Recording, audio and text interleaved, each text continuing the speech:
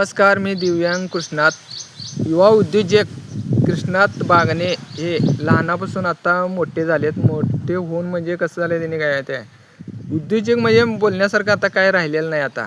आणि आता बघा, काम नसताना आज सुट्ट्या असताना गप झोपाय सोडून हिने काय यांच्या वेल्डिंगवाल्यांच्या हाताखाली सुद्धा राहिल्यात बघा. म्हणजे किती यांची ही आहे बघा काम करण्याची वृत्ती.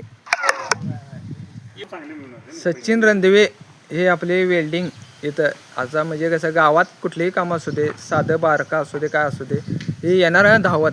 आता त्यांचे जरा भाऊ गेल्या म्हणून जरासं ते दुःखात असून तरी पण ते काय नाही काय ते काम करण्याची त्यांची लई इच्छा आहे. त्यामुळे आता ते करत आहेत. आता खेड्याने एवढं असं जायचं किंवा गेल्या सिटीने गाव सेफ्टीवर बघितलं त्याने हा म्हणून गावल्यात आता केल्या पैसे दादू यांना म्हणतात बागणे यांचं बिल्डिंग बघा, युवा उद्योगचे यांचे.